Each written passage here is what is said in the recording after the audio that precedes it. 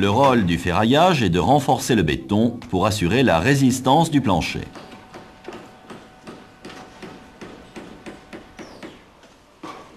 Voici un plancher non armé. Sous la charge, le plancher fléchit et se casse au point de traction maximale. Le béton résiste à la compression, ici en bleu. Mais pas à la traction, ici en rouge.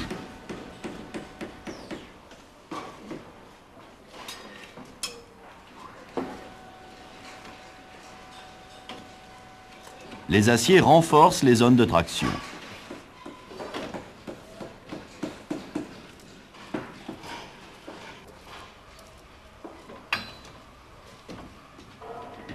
Voici un balcon non armé. Le balcon se fissure, puis casse.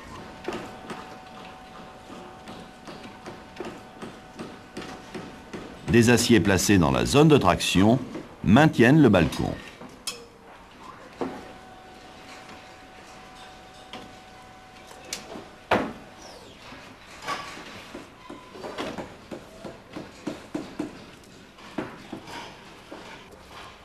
Voici la plus petite portée entre les murs.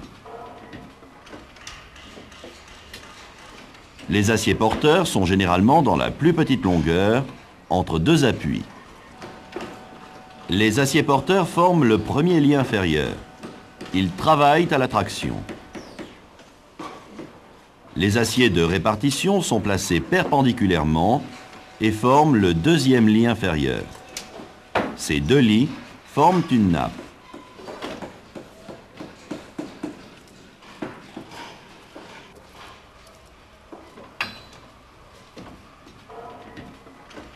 Des aciers appelés chapeaux sont placés au droit des appuis, dans la partie supérieure du plancher.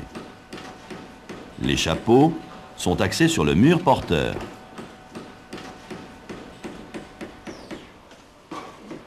L'enrobage des aciers est de 2 cm minimum pour des ouvrages intérieurs et peut aller jusqu'à 5 cm pour des ouvrages extérieurs en bord de mer. L'enrobage est mentionné sur le plan. Les cales sont adaptées au type des aciers. Il faut protéger la peau coffrante avec des planches.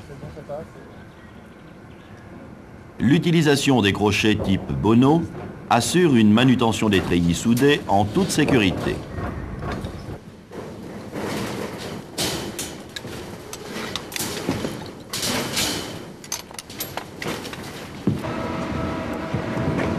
Non les gars, elle est pas dans le bon sens. À la tour. Ça va là pour toi? Là oui, là c'est bon. Dommage. Dommage. Impeccable. Les aciers inférieurs sont positionnés dans le sens porteur et forment le premier lit.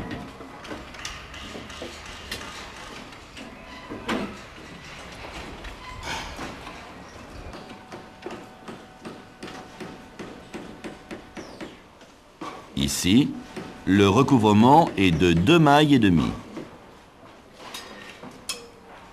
Le recouvrement nécessaire entre deux panneaux est défini par le plan. La pose des inserts s'enchaîne avec les phases de ferraillage. Le nombre et la disposition des écarteurs de nappe est fonction de la rigidité des chapeaux.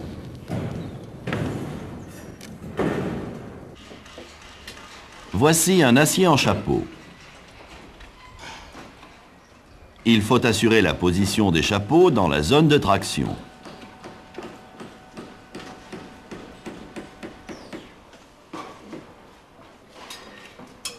Des écarteurs de nappe maintiennent l'acier en place. Ici, il manque un écarteur de nappe.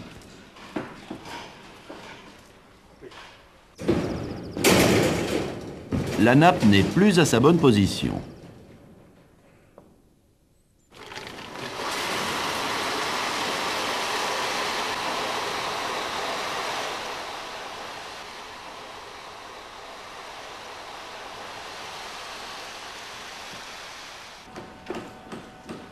À l'endroit où il manque un écarteur, le poids du béton fait descendre la nappe.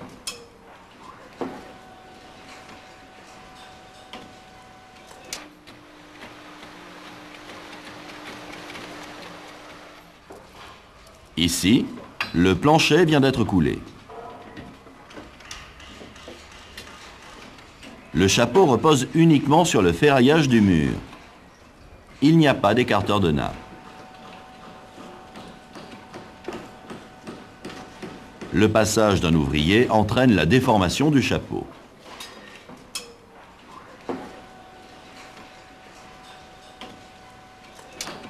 Voici la hauteur entre deux nappes.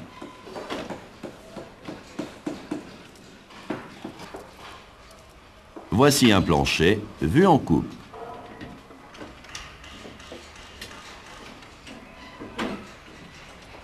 La hauteur de l'écarteur de nappe est calculée en fonction de l'épaisseur des lits d'acier et de l'enrobage nécessaire. Des aciers de renfort sont mis en place autour de chaque réservation.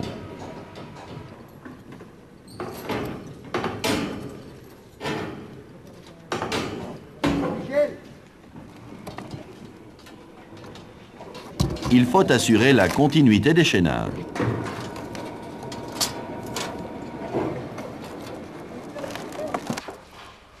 Voici le raccordement d'une façade et d'un mur de refend. Les barres filantes sont posées.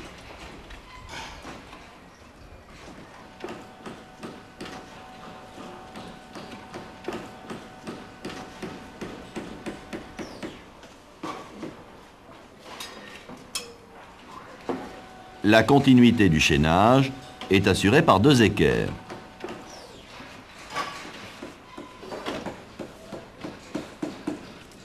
Voici un mur d'angle. Les barres filantes sont positionnées.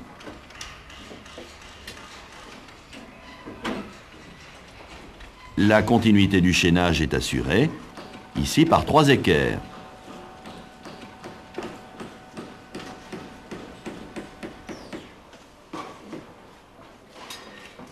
Voici une autre façon d'assurer la continuité de chaînage dans un angle.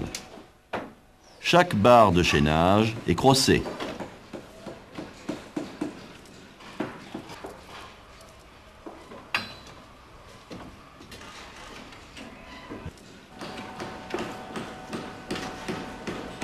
Cette barre filante doit être prolongée.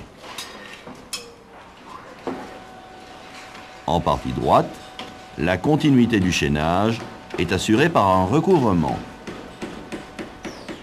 En règle générale, ce recouvrement est de 40 fois le diamètre.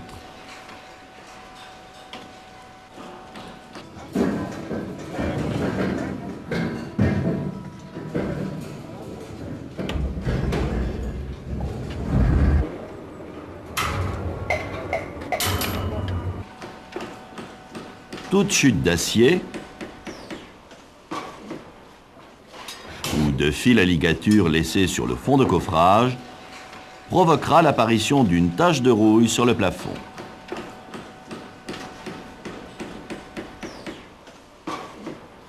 Ce point de rouille apparaîtra sur la peinture de finition. Jean-Marc, là il y a une porte, il faut que tu me plies les attentes. Ah d'accord, ok.